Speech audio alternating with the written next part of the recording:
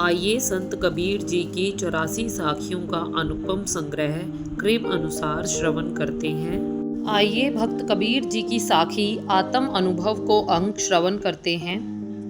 कहा सिखापना देत हो समुझ देख मन माह, सबे हर्फ है द्वात मह, द्वात न हर्फन माह।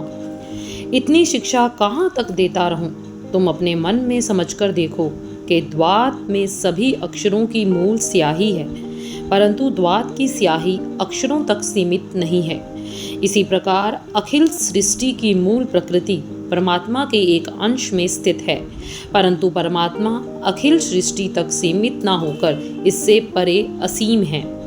झारी फांसी कूप में भबकी पानी माहे, भरे भभक सब मिट गई, अब कछु कहनी नाहे। कुएं में खाली बाल्टी को डालने से पानी में भभक जैसी आवाज़ होती है, परंतु जब बाल्टी पानी से भर जाती है तब भभक आदि सारी आवाज़ें मिट जाती हैं, अब कहने को कुछ नहीं रहता। इसी प्रकार अज्ञान की अवस्था में जीव राग द्वेष पूर्वक विचार व्यवहार का शोर करता है, परंतु परिपक्व ज्ञान स्थिति में राग द्वेष से उत्पन्न सभी विचार व्यवहार नष्ट हो जाते हैं और जीव आत्मानंद के पान में निमग्न होकर शांत हो जाता है। अब कुछ करने कहने का शेष नहीं रहता। नर नारी के सुख को खसी नहीं पहचान, त्यों ज्ञानी के सुख को अज्ञानी नहीं जान।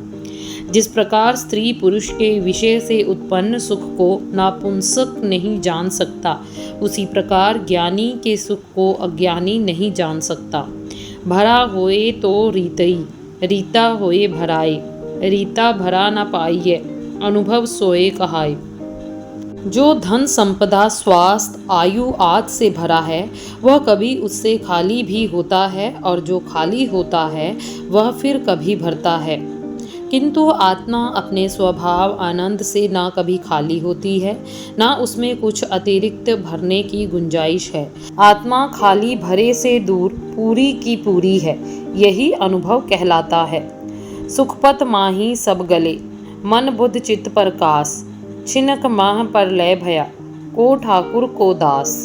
सुषुप्ति में मन बुद्धि चित्त आदि सबका प्रकाश लय हो जाता है।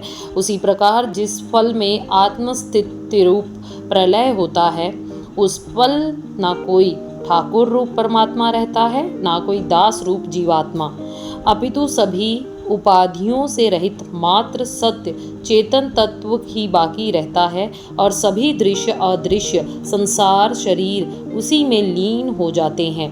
अंधे मिल हाथी छुआ, अपने अपने ज्ञान, अपनी अपनी सब कहे, किसको दीजिए कान।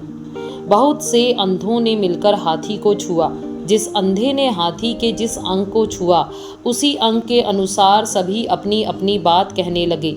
किसकी बात ध्यान से सुनिएगा।